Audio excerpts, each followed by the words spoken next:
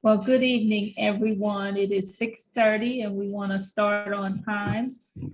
Thank you all for joining the Sandtown Community Association February meeting. I got a note from Pastor McNary that he will not be able to attend. So Donald, would you go ahead and lead us in prayer?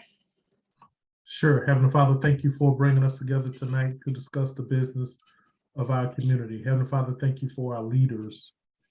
Thank you for our shepherds. Thank you for our children. Thank you for our neighbors. Thank you for all of those who take an active role in keeping our community safe, making it better day after day. And Heavenly Father, also put your loving arms around those who are not so into the community, but are here. Heavenly Father, touch them, because what we do here is for them too. In your name we pray. Amen.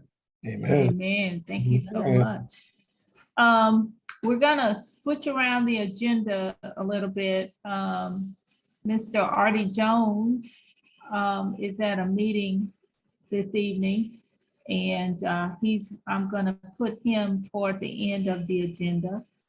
And today we're gonna give Ms. Francesca Warren an ample opportunity to tell us what's going on with Westlake. I'm sure you all have seen everything in the paper and heard everything on the news. So with that, we will start off with the fire. Chief Jones, are you on the call? He said he wasn't sure. Uh-oh, somebody is talking. You're on mute. Mute myself. Okay, there we go. Chief Jones is unable to make the call this evening, so I'm gonna fill in for him. Oh, wonderful. I got thrown in the fire at the last minute, but it's okay. We're gonna make it work. Okay.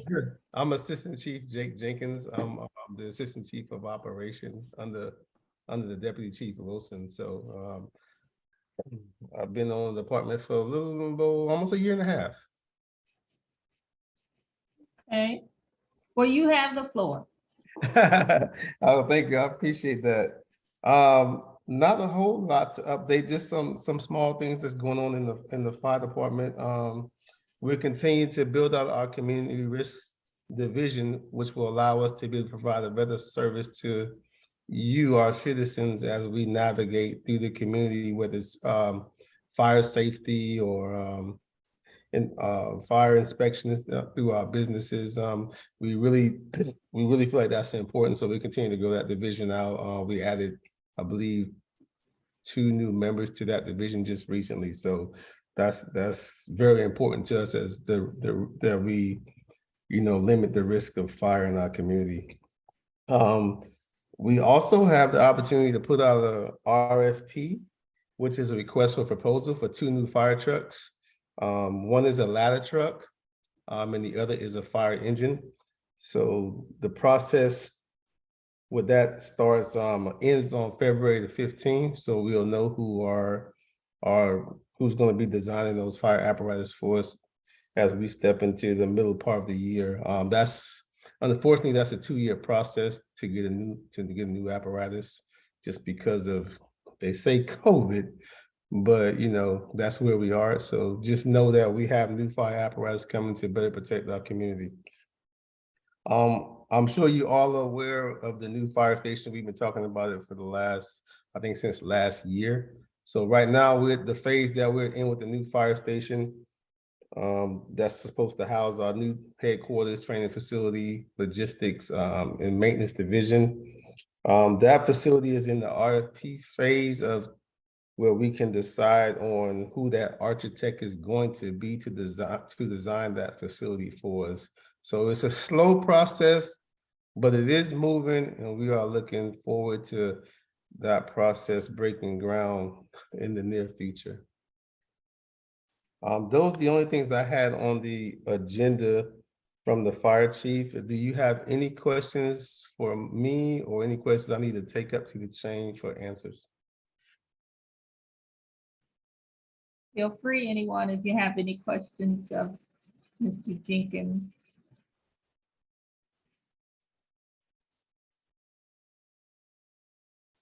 Well, if we don't have any questions, thank you so much. for joining us. Glad to have you, and you're always welcome. Even when Chief Jones is here, you're always welcome to join. Yes, ma'am. Thank you. I appreciate that. All righty. Do we have a representative from the police?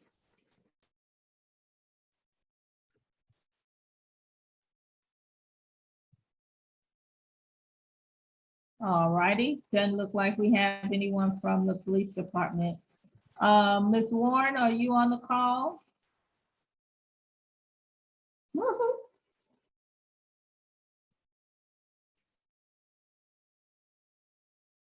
All righty, we will keep moving. Councilman Rowell, are you on the call? Yes, I'm on the call. How are you this evening? We are doing great. I wanted to give just a couple quick updates. For those who don't know, myself and Councilwoman Gumbs will be holding a Seniors Day party on February 14th at the Enon Ranch. I've been sending it out in my newsletter. I would love as many seniors in our city to participate, so you can register via Eventbrite. In addition, we have an event on this coming Saturday at the Infinity Lounge. We're doing a collection for high school students in South Fulton, particularly young girls who are first generation college students, to send them off with all the necessities they need to go off to college. This is the second time we worked on this initiative. Last year, we were able to sponsor 20 young ladies, and we hope to be able to do that again this year. As it relates to any new issues, we don't have any zoning cases that we haven't talked about here lately at Sandtown. But I'll open it up for questions.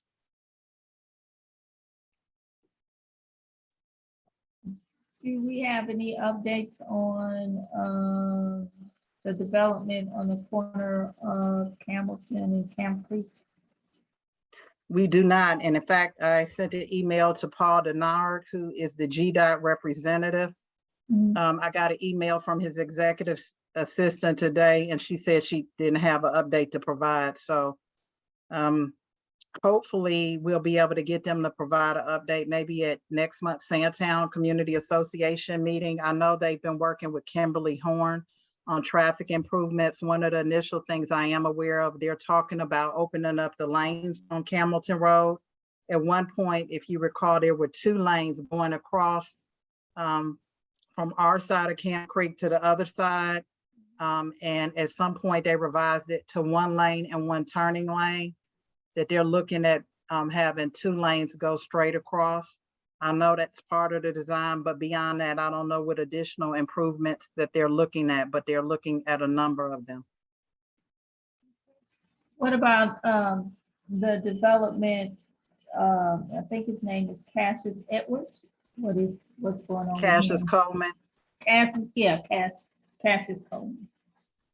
From what I understand, they were looking at some financing options on that project. I think most of you know, we've seen a lot of changes in the market. And so one of the things I've been focusing on is trying to make sure projects that were already approved keep moving.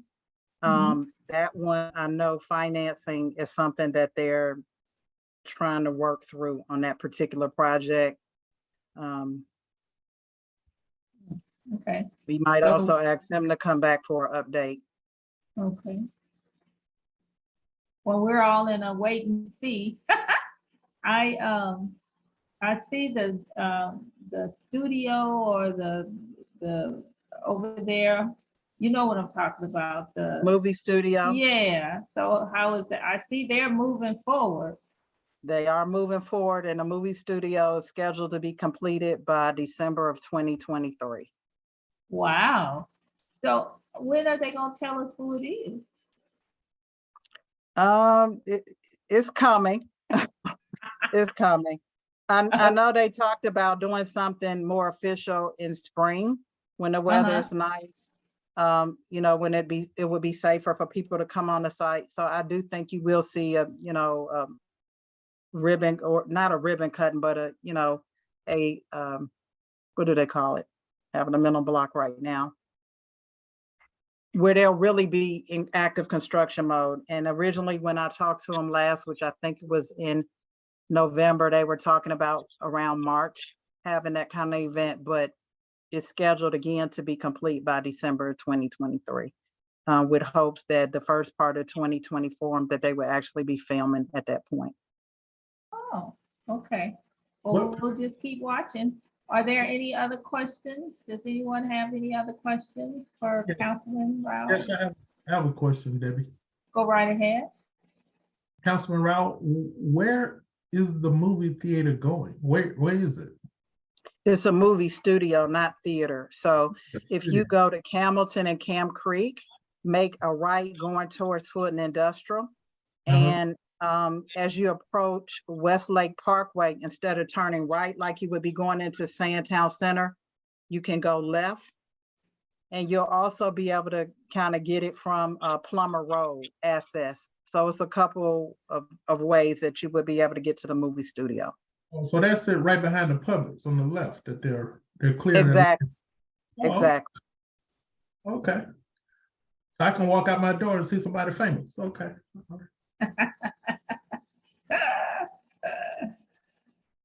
Are there any other questions for Councilman Rowell? Righty. Councilwoman Gumbs, you're on the call. Hi, good evening, everyone. Yes, the Councilwoman Rowell has mentioned our fabulous party that's coming up on Valentine's Day. So we are really excited about that. Please, please, please, if you have seniors in the community, please invite them out. This will be an opportunity, of course, for our seniors to come together and have a good time. We haven't done this since the pandemic. I think we did it right before the pandemic. So this is a great opportunity for everybody to come back together and just fellowship and have a good time on the Day of Love. I can tell you that we are having on the 4th, which is this coming Saturday, we will be doing our plastic-free giveaway. We are going to be taking a tour around to all of the grocery stores in the city of South Fulton. We will be starting at Wakefield's grocery store. They will also really be giving out treats and gifts to our seniors as well, but we will be giving out reusable shopping bags. We want to continue to push plastic free, and we will be giving away free reusable shopping bags, and we will be going around to all of the stores and grocery stores in the area. So we are right now working out the dates for the Publix Campbellton Road location. So we will be out there giving out our reusable bags in the near future. Also too, tomorrow, Marvin Arrington will be hosting the Bowlegs event at the Southwest Art Center. This is a free screening of I believe he was a commissioner. Was he a commissioner, Cap? A former judge and a former judge, his father, Marvin Arrington Sr. Yeah, the Marvin Arrington Sr., the legacy of his background here in the city of Atlanta. But they will be hosting a free screening for that movie. If you've been on any Delta flights lately, that movie is there. So we do encourage residents to come out. Actually, it's been selling out at every location. So I want residents, if they want to get out tomorrow night and have a good time, you are more than welcome to come to the screening at the Southwest Art Center off of New Hope Road. As Mr. Jenkins mentioned, we will be having our rendering unveiling for our new fire station that's slated for District 2, but it will be a facility that will service and house all of the city of South Fulton. We are especially excited about that. That will be on February the 9th at 6 p.m. at Wolf Creek Library. So if you are interested in having your voice and also seeing what is going to be at this location, this fire station, please come out. We will have a good time in addressing that as well. What else can I tell you? There's so much happening within the city. We are hiring key people. Of course, we have a new HR director that is coming on board very soon, and we're very excited about that. And also an engineer. I believe the project with Eden Road, which I believe you all were on the last call, or some representatives from the Sandtown Community Association was on the call as well. Commissioner Marvin Arrington is representing this particular case. He is continuing to work out things with the community. So as of right now, they have not went back to secure LDP or anything of that nature, but they are going for rezoning. Once they have solidified in their desires, they will bring it back to the community and we'll move forward. But at this time, that is currently on hold. It's a lot going on in the city. Just please follow Councilwoman Rowell, myself, and all of the city channels to get all of the good information that's coming up. Happy Black History Month, and I think that's all I got. Oh, one more thing. I'm sorry. I'm sorry. Go ahead. Go ahead. The Westlake cheerlead dance squad has made it to state national. We're going to the state championship.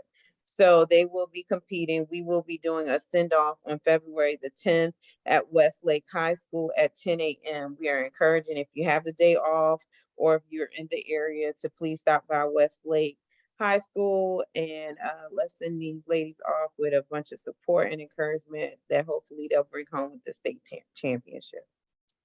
And that's all. Well, wonderful. On the project on Eden Road, can you give us a little bit of what they're looking to do? So that is mixed use and custom homes. They also have, I believe, about 50 homes, single family homes that they propose. I believe it's 110 townhomes, and then also some mixed use. So small shops at the corner of Eden Road and Van Diver. Of course, we know there are some traffic challenges there that has been quite a sore thumb in a lot of things. So the residents that are the legacy residents in that particular area are really working with the developer to come to some equal medium. So I do appreciate you all joining the call last week. 2 weeks ago, but they're really trying to work some things out. All right. Any other questions for Councilman Gumbs? Do I see anybody have any questions? See their hand? Well, thank you so much. Is the police representative here? Anybody from the police here?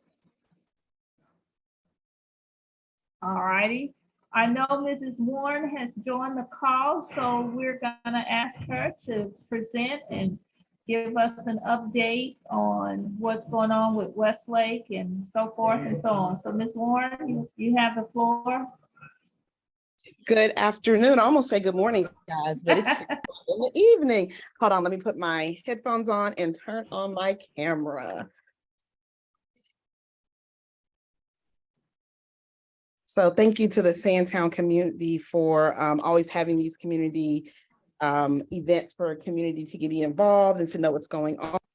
As you guys I'm sure have heard, we just finished about 2 weeks ago the verification process for Westlake High School. What that consisted of, to give people who this is their first time on the call, this summer we noticed that there was an irregular amount of mail returned to the school. When we send things out, approximately we had about 400 pieces of mail returned to us. And so at the beginning of the year, we also noticed that we were getting kids who had never been a part of Fulton County Schools coming to us. And so we started the verification process in about October, November, letting parents know. And right after Thanksgiving, parents were given appointments to come and verify all 9th and 10th grade parents. And we finished up, we have about 150 kids who just did not meet residency requirements. And I said this at our last meeting, a lot of these students were not even Fulton County residents. So we had Clayton, we had Cobb, we had Henry, we had Gwinnett, just a lot of kids there who were not supposed to be there. And in addition, we were able to get them out. And then about 200 parents did not, for whatever reason, some of them just did not get the emails and the calls, did not verify. We finally, looking at that number, about 80 of those 200 parents actually lived in the district. So we were able to rectify and get them back in. But if you have a student that attends Westlake, traffic has went down tremendously. We're sitting at about 2,200 kids right now. And that is still over our allotted, which should be 1,800 to 1,900. And so some of the things that we've done as we continue to do is to people to know that the people that we found that purposely defrauded the district will not be able to register back their child. We had lots of people, there were examples of people just getting an address from a friend and attempting to pull up fake leases, all kinds of things to say that they were supposed to attend Westlake High School. In this upcoming fall registration period, as we get new students to come in, we have protocols in place so that we are making sure from the jump that students who are not zoned for Westlake are not there. And being a little bit more stringent on some of the things. What we have found is that parents, adults, guardians, some of them have found really sophisticated ways to justify being in the Westlake district. And so as we go through and as we continue to make sure that the right kids are supposed to be there, the kids who live in the community are supposed to be there, we have routed all registration to come to us. And we've also kept a very detailed record of who were the kids that we found. One of the things that we have noticed in the community, people will say, well, kids are attending Westlake because that's the only good school in South Fulton to attend. But if you look at the data of all of our 3 schools in the city of South Fulton, which would be Creekside High School, Langston Hughes High School, and Westlake High School, you'll see they're very, very similar. Last week, we had a big call for Langston Hughes High School as we do a signature program there. We are getting feedback from the community. My pick would be a journalism magnet media broadcasting program to honor the name of Langston Hughes. But we have that coming down there. And of course, Creekside has a world-renowned agriculture avid program at their school. So there's just been a lot of us going through and really making sure that we have tightened policies, that we are not allowing the numbers to get that overwhelmed. I talked about this in January's meeting, but it had came to a point at Westlake where there were almost 2,500 kids and kids could not eat lunch. Kids could not, staff was having to stay an hour after school, waiting for parents to pick up their children. It was just a lot of things happening that was negatively affecting the school. So as we go through and as we've learned from this process and done some things, we are also hearing from our community as they let us know of some cases that they may see where students definitely do not live here. But it has been a process that's painful, but it's necessary. Of course, this is a separate process than the process that we use also to redistrict. So a lot of people, if you looked on the news, you saw there were some people who put 2 of them together. They were 2 separate things. So as you can see by the number of 2,200, that is still a lot of kids to have in the building when Westlake was built for 1,800 to 1,900 students. And you may be able to get away with 2,000 because we have portables outside. So what we did this last fall semester was we also redistricted, and that will help us keep Westlake at a manageable difference. You notice there's a lot of development happening in the city, and it's painful, but growth is inevitable. And as we go into this season where South Fulton, specifically city of South Fulton and the area down by Fairburn, is growing at such a rapid pace, we anticipate that, in the next 10 years, 5 to 10 years, is that we will do what North Fulton did in the 2000s, which was they built about 20 schools because of their population. And every time you build a school, you redistrict to put kids in those schools. And so a lot of people will say, we need new schools, we need new schools. We absolutely do. We just built Global Impact down in Fairburn, which is another high school. And so as we continue to build schools, we have Camp Creek that is being rebuilt. We have S.L. Lewis, that is in the city of South Fulton, which will be rebuilt also, and Conley Hills. This is just going to be it's a time of growth. So it's painful, but it's necessary. I'll pause with that because I'm sure people have questions and or concerns, and then I'll get to some of the great news of things happening. Do we have any questions from anyone? Mr. Talbert? I see your hand up. You're on mute.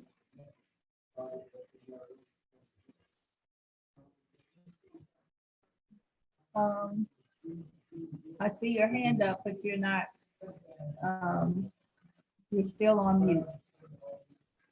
So if he gets in, I'll recognize him when he comes on. One of the things that Ms. Warren, you had mentioned to me that there are some upcoming board meetings, and this will be a topic. I do plan to attend them because overcrowding isn't anything new at Westlake. My children went to Westlake. My son is 37. My daughter is 30. They had the same problem then, and they continue to have that problem. And we are a growing community again, and we need to support the kids that are in our area. I can't imagine not being able to walk down a hall or having issues with eating in the cafeteria, or teachers having so many kids in the classroom that they can't teach. So we need to support Ms. Warren in this effort, and it is painful, but we have to do it. And everybody, we all have to realize that community schools, we can have good community schools throughout the city of South Fulton. Westlake doesn't have to be the only one that is perceived to be the best. I mean, there are other schools, and I think, Ms. Warren, have you all thought about getting the different your counterparts in South Fulton and coming up with a plan? It just seems like a lot of parents are not educated on how to create a good community school. Yes, ma'am. And what we've done in my community meetings is what we try to do each time is like have a panel of principals, students come. And I can remember specifically, we had a community meeting at Westlake and we had a community meeting at Creekside where the students talked about the effects of the community perceiving that there was only one good school. And what you'll notice, and I'll send the links to you guys, I think we have a couple on, I know we have a couple on YouTube, is that the students agree that the schools are, the kids are the same everywhere. And one of the things that a child from Creekside High School commented on was, we need to see more parents. If you want a school to be what you want it to be, we need to see parents. And it was very insightful to listen to that young man because the things he was saying were things that, you know, as a former educator, I know, but sometimes parents don't know. So we do try to have those panels for parents to ask questions. So one of the things that we hear is that, you know, this one school only has this one program. And in reality, we have Tri-Cities High School that has two magnet programs. Banneker has 2 magnet programs. Global is a whole magnet school. Creekside has an award-winning agriculture program. And Langston Hughes, through their dual enrollment program, was graduating more students with associate degrees than anybody in the metro area. And so they were the only school without a magnet, which will be happening next year. But one of the things that we find when we speak to parents is a lot of parents just don't know. So they go off of what they think or what they see online or, you know, whatever. But at the end of the year, when we graduated seniors, you know, I think Westlake High School had like 28 million scholarship. Langston had 26 million. Creekside had maybe 20 million.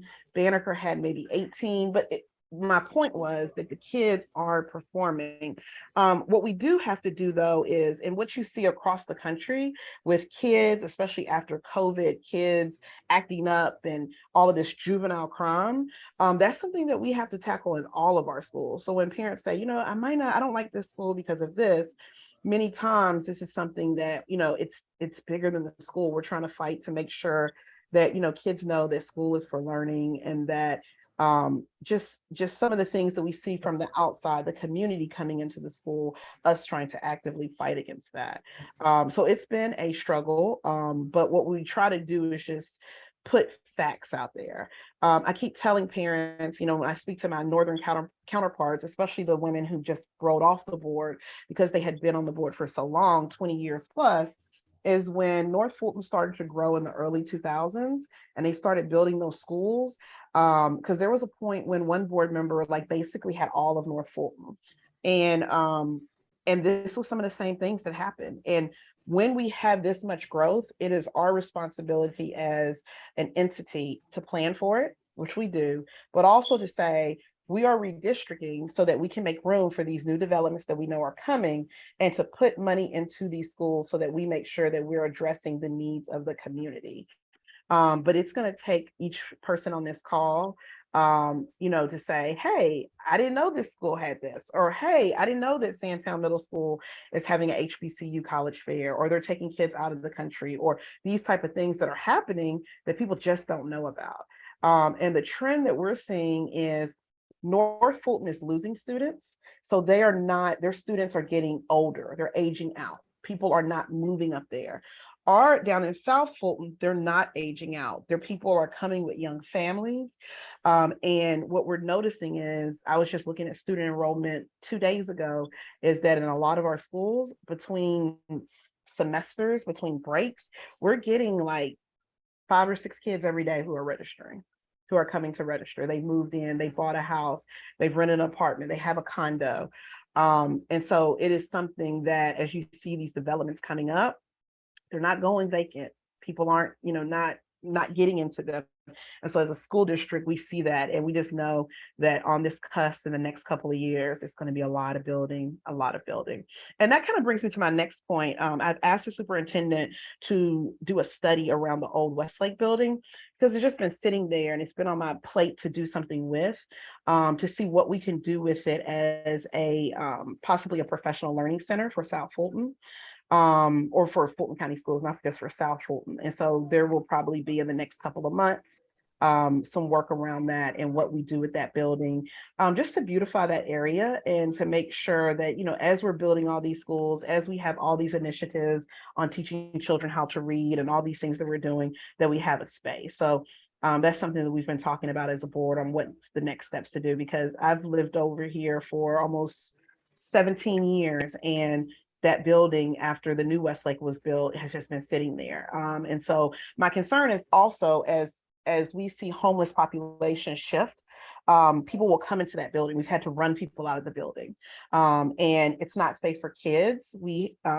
It's been all kinds of ideas. People buy it and do such and such, but with its proximity to that school, we have to be very mindful. So I'm not in favor of selling any of it, or I'm in favor of building something there where it will add value to the area. So these are just things that are on our plate. In addition, we have Sandtown Middle School, which is hosting an HBCU fair in February. I think it's February 14th. They are also taking a college trip to Auburn University and to Tuskegee University in February. We have some parents on the call here who are organizing a trip out of the country. We just have a lot of good things happening at our schools. And so as we go into this second semester, there's lots of programming happening, lots of things happening at the schools, where we would really love for, not just if you have a kid there, but community, come out, see what's going on, and help us there. I think somebody put in the chat, Westlake High School is performing at the HBCU Battle of the Band, and Councilwoman Gumbs talked about our dance team going to state in 2 weeks. Creekside High School will also be there. And we also had college signing day yesterday at Westlake High School, and all of our high schools actually, where student athletes signed for their college careers. We have kids going to playing next level football at UGA, Ohio State, Miami University, just all kinds of places. So lots of good things. So I don't want to take up everyone's time because I can talk about this forever. But if you have any questions, please let me know, and I'm happy to answer them or address any concerns. Does anybody have any questions? What I will say too is, actually, Oh, go ahead. I'm sorry, go ahead. hi, Ms. Davis, this is Bobby Hilliard. Yeah, I just wanted to comment. I just wanted to comment and just wanted to thank Ms. Warren for the presentation, this information. A lot of this I appreciate just bringing to light some of the things that's going on and just making us aware of concerns as well as the great things that you're doing just to continue to improve it. And question, is there like a mentorship, maybe where Mount Zion Church or Zion Hill Church? What are some other needs that the high school, Westlake in particular, may be in need of? Absolutely. Yes, we do need mentors. Mr. Adams up there has a mentorship program where he has just Black males. He meets with them monthly and they have programming around it. So if you send me an email, I'll connect you with them to get you in there. I also want to push our parents for middle school. What we see is that middle school is the bridge from high school to elementary, where in elementary, they're such sweet little kids and, you know, just love them. In middle school, they start to get a little bit older. And, you know, as my grandmother used to say, they start to smell themselves. And so we also like mentorships in middle school, because what we see is Sandtown has about 1,100 kids, really good kids. I was at their honors program today. Out of that 1,100 kids, there's probably 5 to 10% of kids who are constantly in trouble. And there are kids who are on the cusp that we know, girls and boys, that we know need adults in their lives to help them make good decisions. And so if you're willing, our middle schools need it. And what we find is that a lot of kids that age, when they're 11, 12, 13, they really and truly do not believe that rules apply to them. And it's something that we as adults are like, how do they not know? But when you sit and you talk to kids and they say, well, it was just a fight, or I just did this, and you start to talk to them and you know, they're not developed yet, but their minds aren't developed yet to really understand the consequences. What we found is that a mentor can just do so much for them. So, you know, if you guys are willing, we would love to have you in middle school. But definitely if you send me an email, and I think somebody put it in the, Mr. Davis put it in the chat, I'll connect you to both of those schools. Those principals. Thank you. Ms. Warren, this is Assistant Chief Jenkins. I would love the opportunity to be a mentor. It's something I did when I was in South Carolina prior to moving to Atlanta the last couple of years. So yeah, I would love to be a part of that. Please send me an email. And I tell people, young girls, we just need people to come in and pour into them. So what we find is that they literally make bad decisions. And then when they make them, they don't understand the consequences.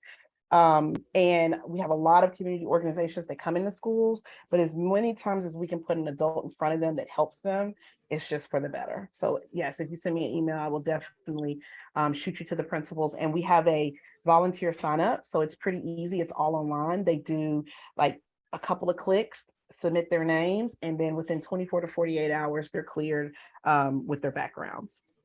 Okay, thank you. No problem. Any other questions, comments? All righty, well, thank you, Ms. Warren, for that information.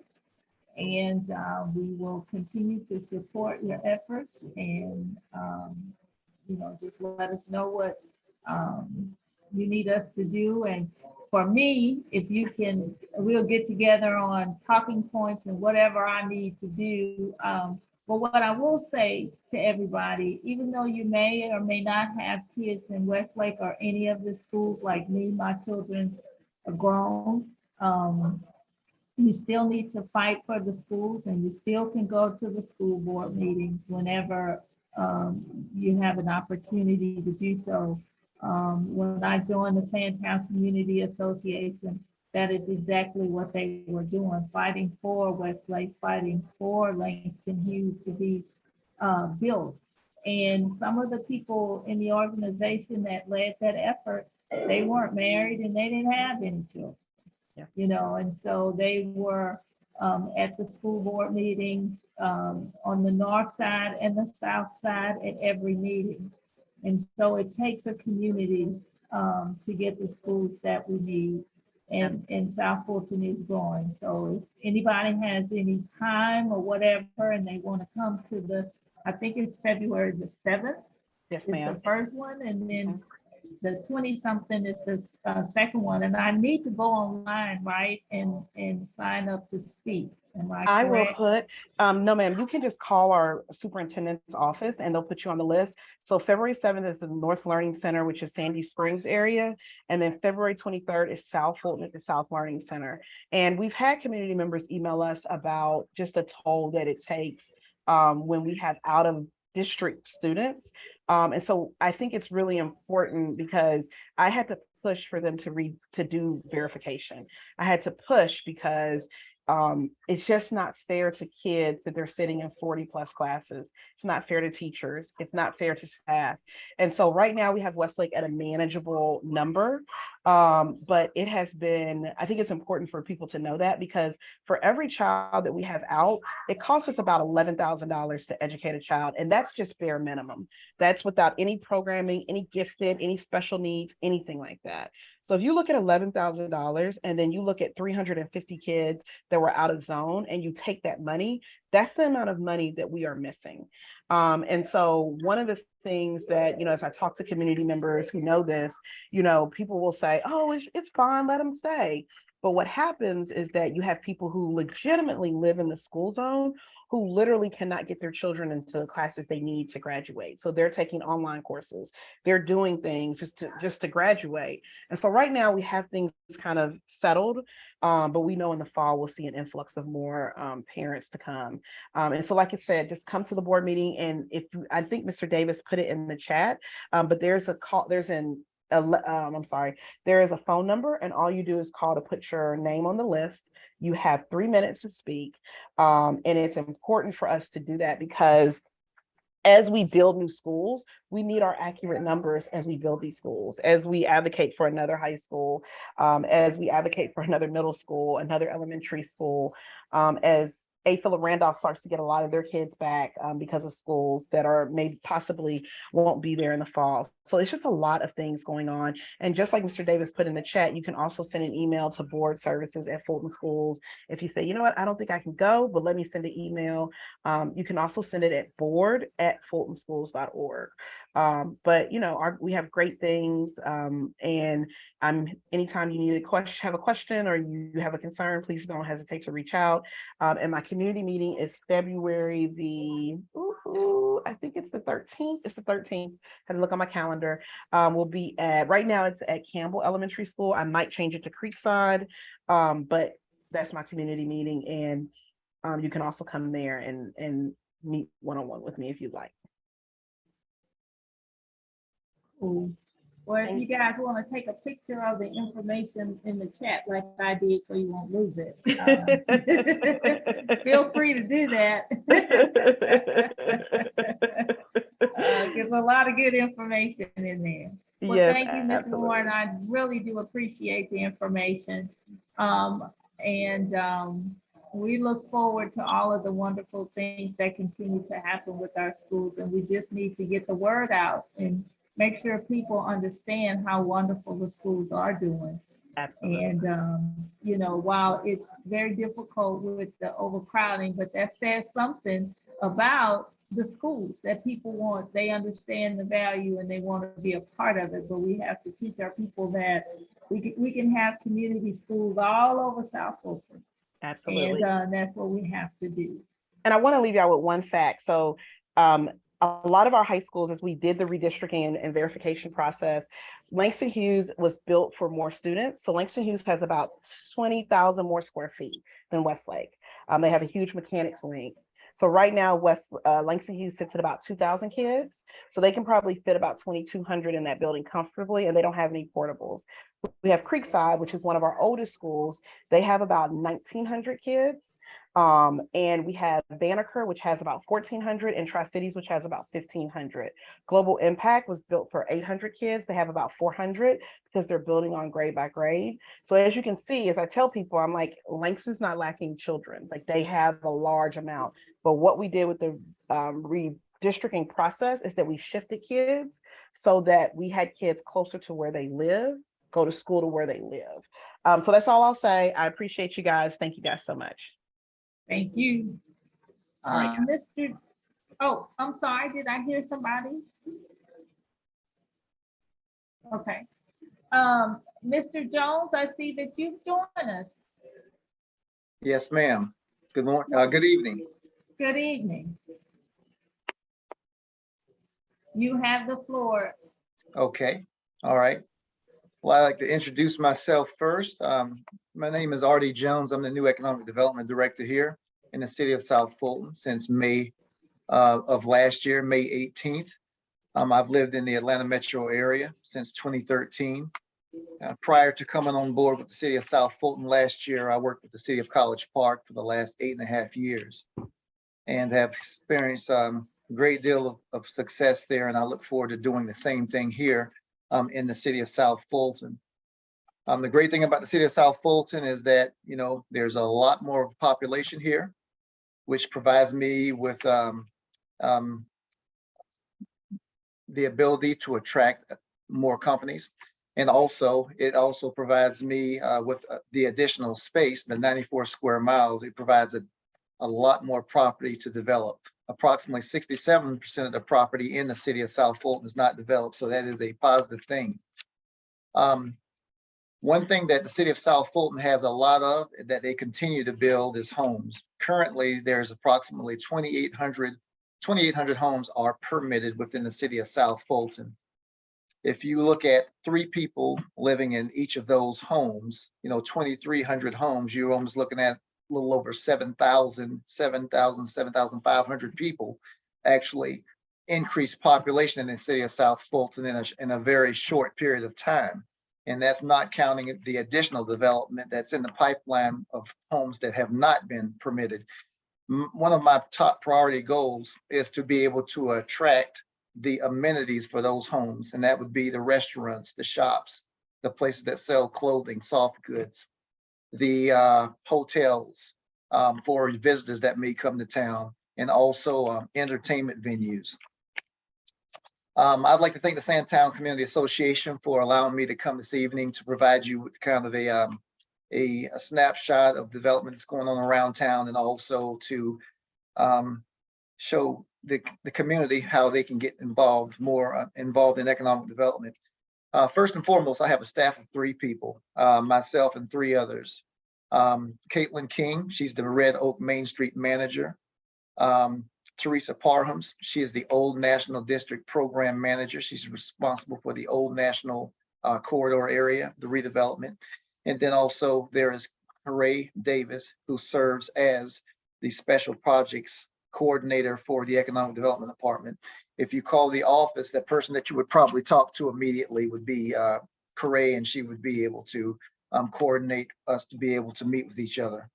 The primary responsibility of the Economic Development Department is for the retention, recruitment, and expansion of businesses, but also to increase the tax base. With an increased tax base, that provides the city with the funds to be able to pave roads, build more sidewalks, hire more police, provide those services that the citizens of South Fulton deserve. So my goal, whenever I come into a community, is first and foremost to identify those areas of the community that are economically underperforming. And by economically underperforming, I mean those areas that have a high amount of vacancies, very little to no development, property values are relatively low. Those are the areas that I focus on first and foremost. I feel that a rising tide floats all boats. So if you strengthen those weakest areas of the community, you are able to redevelop and develop the entire community as a whole to make it strong. Before I mentioned that there was 27 homes that have been permitted, and most of those homes are multifamily homes that have been permitted, which are homes, rental homes. Of course, I'm a person that I like to support home ownership because in most cases, homeowners take better care of property than renters do. At the same time, renters are very valuable because renters, lots of times, they spend more of their disposable incomes in restaurants, shops, and stores, which is also great for the tax base. Right now, the city of South Fulton currently has in the neighborhood between 5 and 7 DRIs that are currently ongoing. You may ask, what is a DRI? A DRI is a development of regional impact. That simply means that it's a land use project that's due to its size, that it will affect the community's health, safety, and welfare. So these particular projects have to be reviewed by a regional commission. And the Atlanta Regional Commission happens to be that commission that oversees DRIs within the city of South Fulton and I guess the Atlanta metro area. With these 7 DRIs, that's nothing, that's huge. I've never in any of the cities that I've worked on more than 2 DRIs at any given time. The city of South Fulton has 7 of them underway. So that is significant. So, you may not hear lots of times, you might not see that there's a whole lot that is actually going on. Your average development project takes anywhere from 3 to 5 years to come up out of the ground. Some development projects move a lot faster, but for the most part, 3 to 5 years, that's when you'll start to see significant activity. With the projects that was started by Christopher Pike, who was my predecessor, and with me coming on board, starting new projects and also carrying on those projects that he started, the city of South Fulton should see some significant development activity in a relatively short period of time. Development is, if you're a person that needs immediate gratification, economic development is something that you don't want because you don't get it instantly. It's something that you have to be patient with, and you have to continually push those projects forward. If you are interested in getting involved with economic development, the best way to get involved in economic development is to attend some of the board meetings that we have, the advisory meetings that we have, and also to just set up meetings and to meet with the economic development staff. Our next Red Oak Main Street meeting is this upcoming Wednesday, February 8th. It will be at our new office here on Old National Highway. The address for that office is 6385 Old National Highway, Suite 210. It's located right beside Hibbett Shoes and close to LA Fitness in the Marketplace Plaza. That is the next Red Oak Main Street meeting. It's at 12 o'clock noon at our office. Our next Old National District Advisory Board meeting is February 16th, Thursday, February 16th at noon. And that will be also at our office at 6385 Old National Highway. And our next Downtown Development Authority meeting will be happening on Friday, February 17th, the day after the Old National District office. And it will start at 11 o'clock. And that particular meeting will be via Zoom. Something that I need help with from the citizens, and something that I have asked the city council about also, is that there is a major conference that's coming up. It's called the International Council on Shopping Centers, ICSC. The largest conference that this group holds is held in Las Vegas. I believe it's May 21st through the 23rd. At this particular conference, every type of retailer that you can think of is there, and the brokers are there also. Anybody from McDonald's to Jersey Mike's to Subway to Marriott Hotel to even the developers that developed Ponce City Market, Jamestown, they are there at that particular meeting. That's where I will actually go and meet with brokers. I will take to those brokers during that period in time. I will take them sites, and I will also make appointments with brokers, end users, retailers, whom we want to have to locate within the city of South Fulton. It may be, you already have several Publix restaurants, but I could meet with Publix out there. I can meet with Walmart Supercenters. I can meet with a number of different institutions. What I would like is what I've asked the city council for, and you can help in this capacity, and that information can be sent to your council person, your representative, or it can be sent directly to me, is I would like to know, number one, what type of businesses do you want to see within your respective district, whatever that happens to be. Number two, I want to know what type of businesses do you not want to see in your district also. And then number 3, if you could provide me with any type of real estate information on any parcels that you know of that might be an empty storefront or a property, a retail pad, an area where a particular shop or particular store or retailer can actually develop. Yeah, I can get that information also. I'm going to get all that information organized prior to leaving for conference. And I will set up a meeting with brokers in an effort that I might be able to have them to meet in the city of South Fulton sometime after the conference to look at those particular sites to try to negotiate a deal for those retailers so that the citizens of South Fulton will not have to travel outside the community to be able to sit down to a white linen tablecloth casual restaurant. They won't have to move, go to Sandy Springs or downtown Atlanta, Midtown, or even East Point or College Park, Georgia. They can patronize those restaurants right here in the local community, and those tax dollars can be recirculated, and we could also support small business here in the community.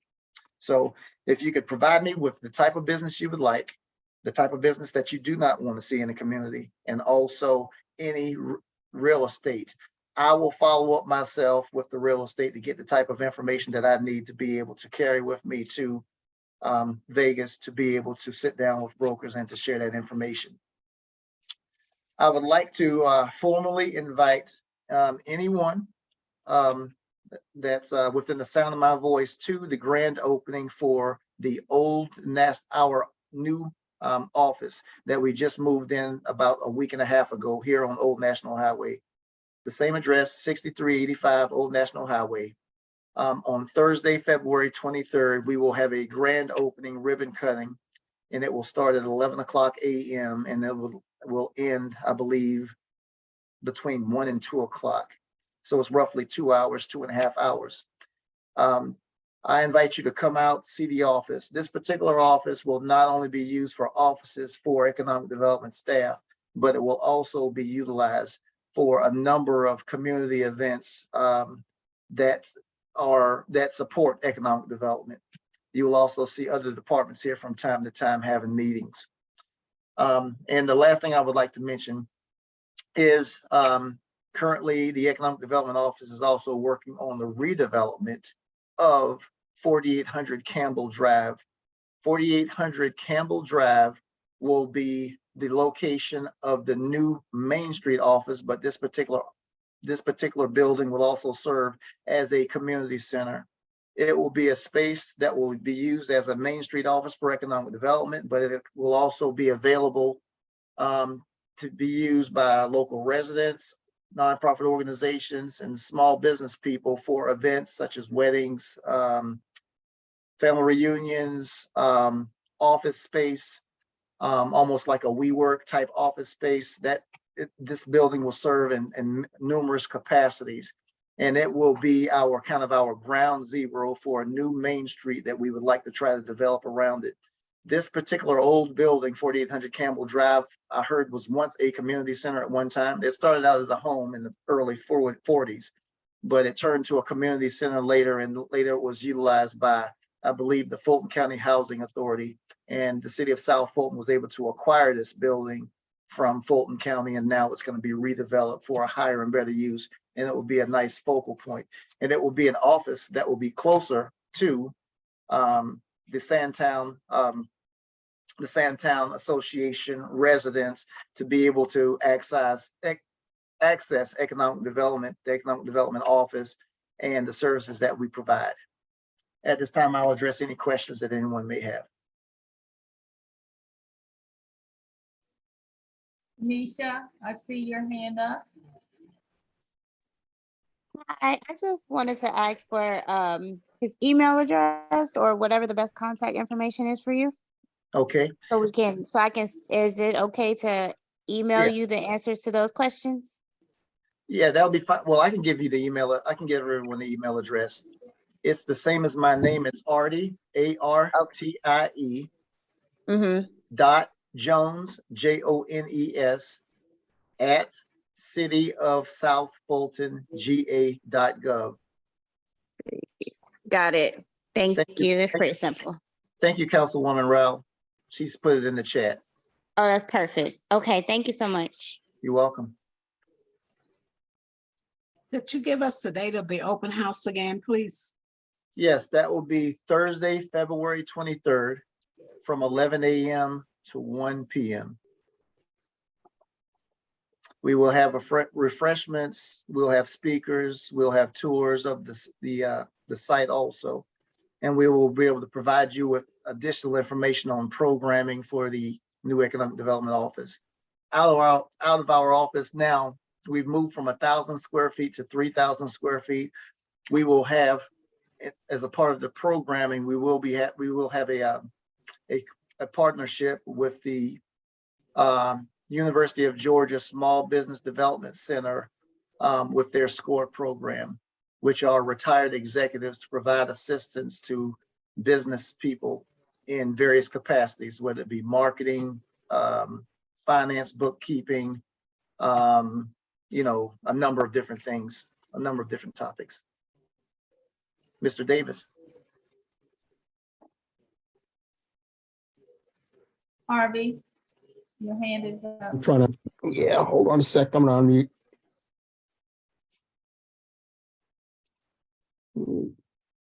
Yes, Mr. Jones, appreciate your service very much. One thing that I like to share with people is how economic development works. And, you know, the phrase I always would use is it takes a willing property owner and a willing company to partner together. And I just wondered if you could, you know, give the short story about how those things happen. Okay. Well, economic development is not simply, you know, myself and the 3 staff that are, you know, within this office. Economic development extends far from that. Let me give you an example of how economic development worked in the city of College Park upon me moving there in 2013. I can remember when I was interviewed November 2013, or when I started in November 2013, downtown College Park probably had about 3 restaurants that were open, and, you know, 2 of them were struggling. One was kind of, you know, doing pretty well. Not a whole lot was going on. It seemed like at 5 o'clock, the lights were off, everybody rolled up the rugs, and it was like a ghost town. Of course, Fort McPherson had closed down before then, and that was, you know, that was kind of some of the lifeblood of the downtown area. When Fort McPherson closed, you know, it affected East Point's downtown also. But what I found out bigger than anything else was that, you know, the aesthetics, number one, that was an issue of downtown College Park at the time. The sidewalks were cracked up, very poor lighting, wasn't very inviting. The storefronts weren't painted. Number 2, kind of the narrative before I moved to College Park at that time. A lot of people said, well, why are you going, you know, to College Park to live? You know, it's dangerous. And, you know, there were all these negative things that was out there being said. And the thing is that before I came and accepted the position, I researched it for myself, and I drove around and everything. And I saw it was a very lovely community. It was a very nice place to live. It reminded me of home. The only difference between College Park and the little town I came from in Southeast Georgia was that there was you know, the 2,700 planes that flew overhead every day. That was the only difference.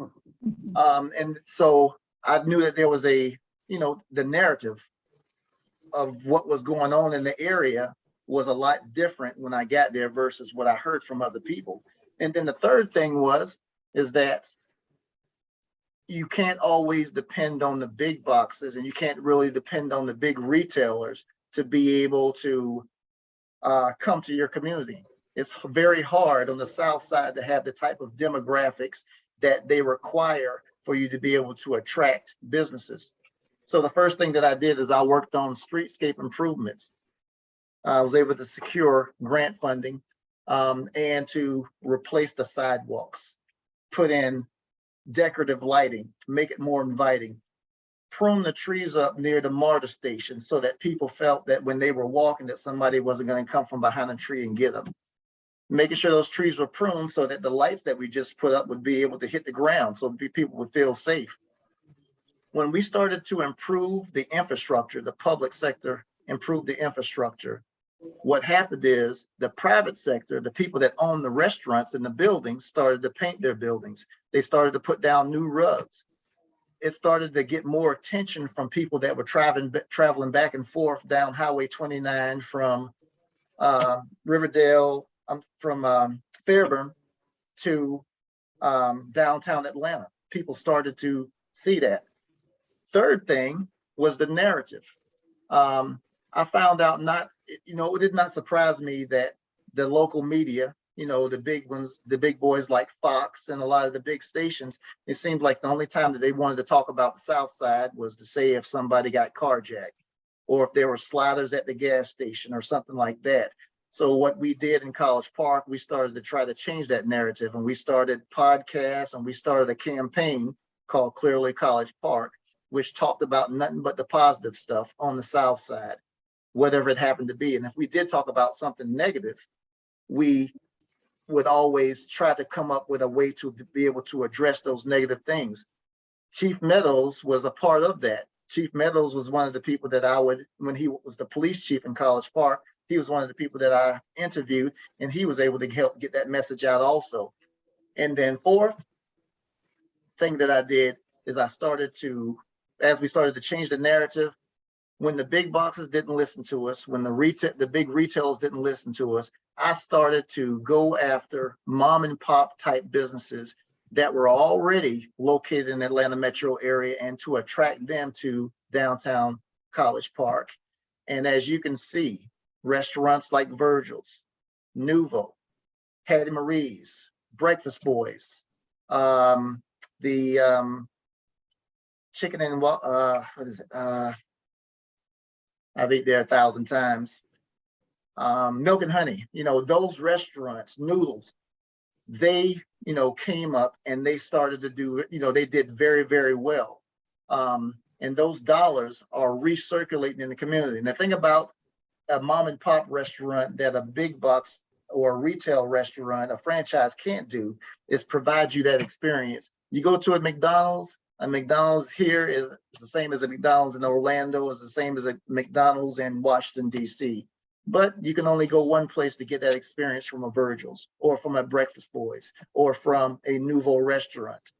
And the vibe just kind of changed, and we continue to, we worked block by block. We just did one block and then we did another block. And now, because we have gone block by block, you really don't hear that negative narrative there. And a lot of those, but I'm not saying that, if they don't continue to move in that same direction, that narrative won't come back. Our police are there, they're top notch. Chief Meadows did a fantastic job for us in the College Park, and he's doing a fantastic job here in the city of South Fulton also. So economic development is not something necessarily that just staff that economic development does. It took public works, fixing the sidewalks. It took the private sector, putting paint on the buildings and renting to people that were going to be successful and not just renting to individuals who could pay the rent.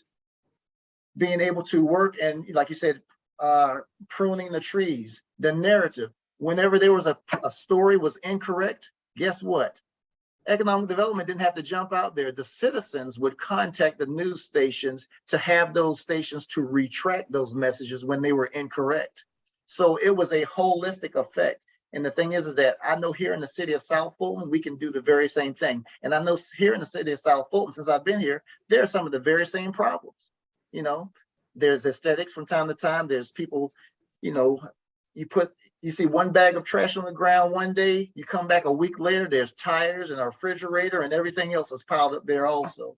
We have to address that. We have to be vigilant. If somebody is breaking the law, they're not doing what they're supposed to do, we need to get on the line and let somebody know. See something, say something, and go ahead and address it. So I hope I've been able to answer your question. There's a lot more that you can do as far as economic development, as far as recruitment.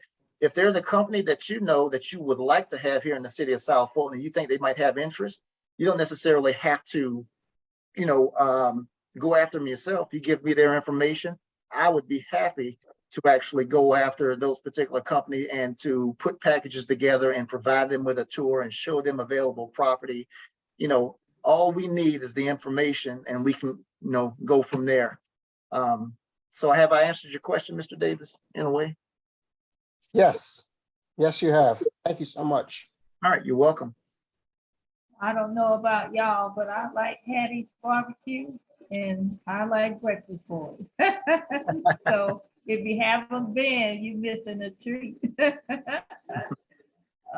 Do we have any other questions?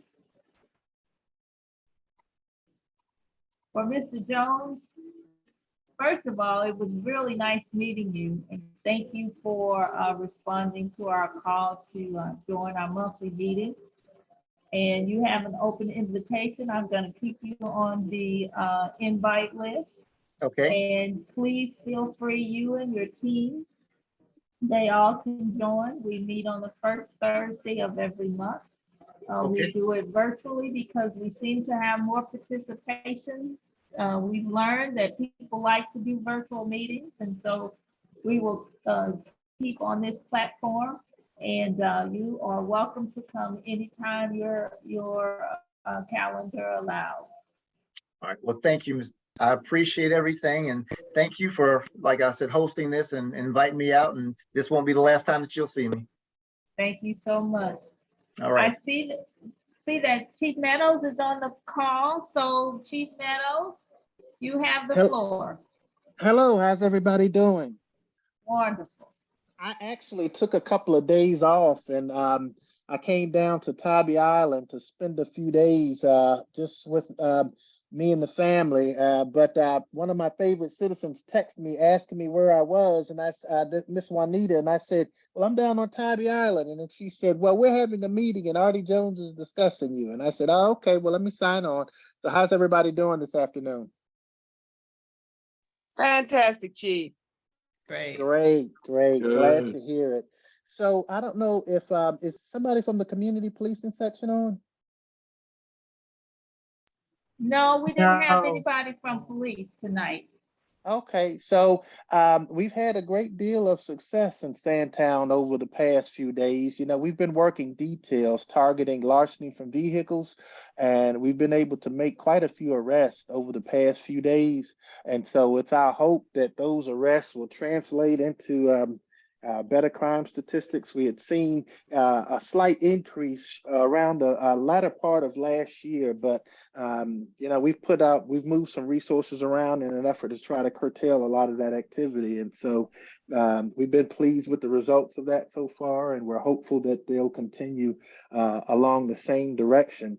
The individual that committed the murder on Sand Bay Drive has been arrested. He was picked up about 3 days ago by our fugitive units. And so we're grateful for that. We're thankful for that, because certainly anytime something like that happens in a community, you want to move as fast and as efficiently as you possibly can to try to get those types of individuals off the street. So we're happy that we've been able to close that particular case, and we've even gleaned some pretty good intelligence from that, from follow-up information, follow-up intelligence. So we expect to expand on that investigation a little bit more as we move forward, and we're just going to keep plugging away at those crime numbers, because they're starting to trend in the right direction.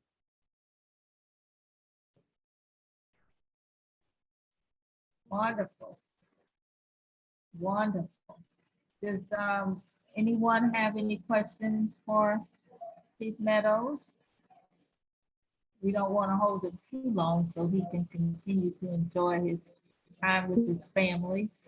This is Councilwoman Rowell. I wanted to take the opportunity to thank Chief Meadows. I had the opportunity, he invited me out to participate in his ComStat meeting, which they go into detail about crime suppression strategies. And it was a really amazing experience. And it was focused on how we can address crime in District 1. I really want to thank him and the hard work of his team, because it's already proving fruitful in terms of reducing the crime in our area.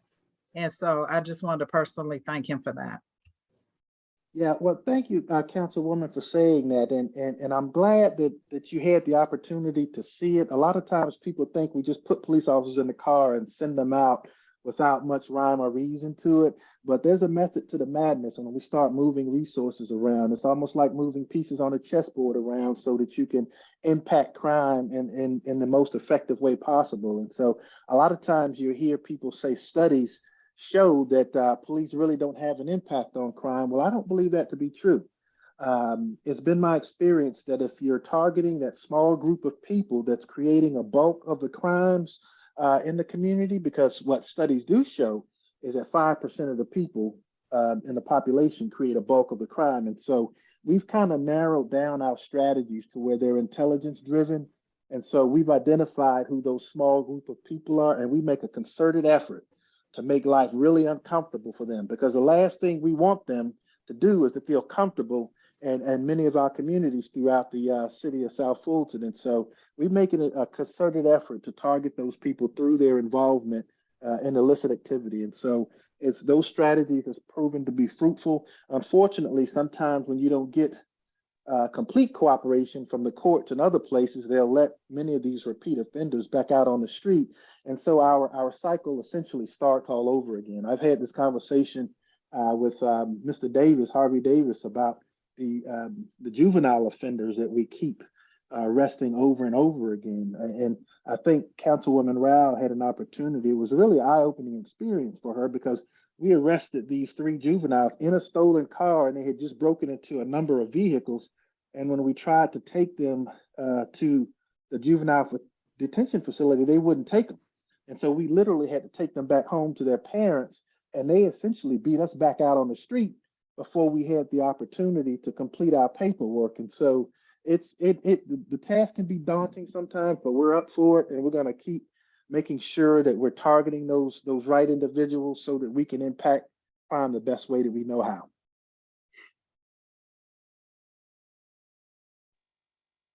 Chief Meadows, this is Delphine with Sandtown Center. Yes. I just couldn't let you go back to your Okay. thanking you as well. I don't have a question or anything like that, but I just feel as though that we live in the best city in Atlanta. You know, working with city officials, I promise you, like it's you guys are awesome. So thank you to your officers, Lieutenant Williams and Sergeant Gibbons, and you too, Dr. Catherine. We so appreciate all of you. Well, thank you so much for saying so. Thank you. Well, thank you all so much for having me. Sandtown is one of my favorites. I love the organization and how you all are well organized, and it seems like there's a lot of cooperation and citizen engagement. So we love being part of your community, and we certainly want to do everything that we can to try to make it as safe as possible. Well, thank you, Chief Meadows, and I apologize, y'all. My computer just went out for a second, but if there are no other questions, I don't see anybody with their hands up. So thanks again, Chief Meadows, for coming, and go back to having your vacation. I know my wife is sitting here looking at me kind of crazy. So y'all have a good. You too. Absolutely. All right. Bye-bye. Well, Thank you. Thank you. Before we end tonight, there's a lot of people on the call. Does anyone else have any comments or questions before we close it out? I see, let's see. There's something in the chat. Okay, just to thank the chief. Does anyone have any questions they have? We'll be glad to answer. Uh-oh, you're on mute, Miss Henry.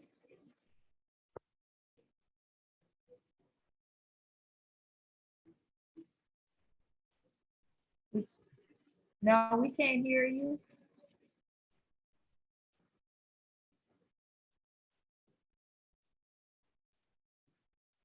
You want to put your question in the chat?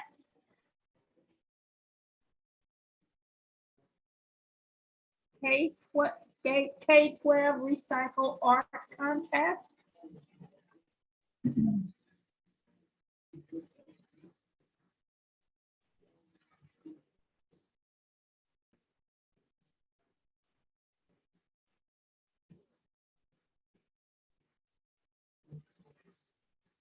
Are you adding more to the chat?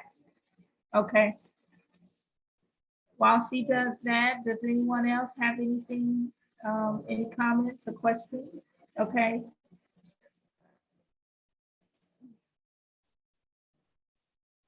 We have a thank you in the chat.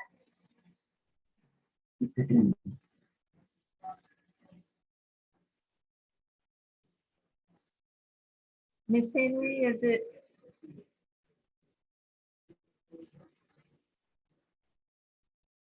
Well, while Ms. Hen, okay, she says, I'm here presenting on behalf of Commissioner Arrington. I'll post an email, other information, not sure why my laptop isn't working. Hey, it happens sometimes.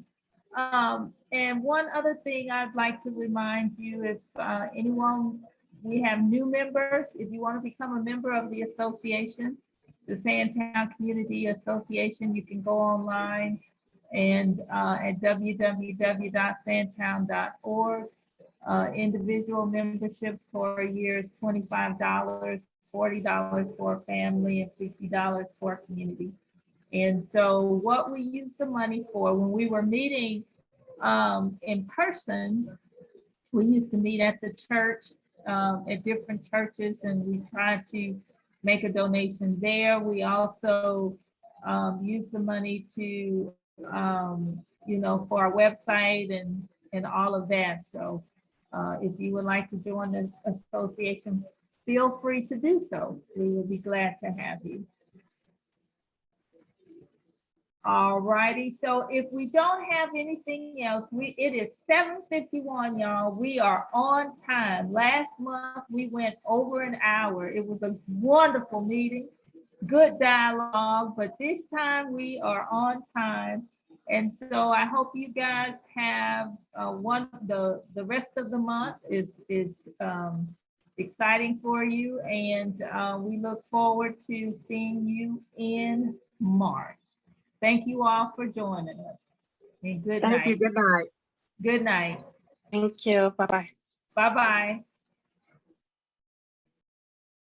Thank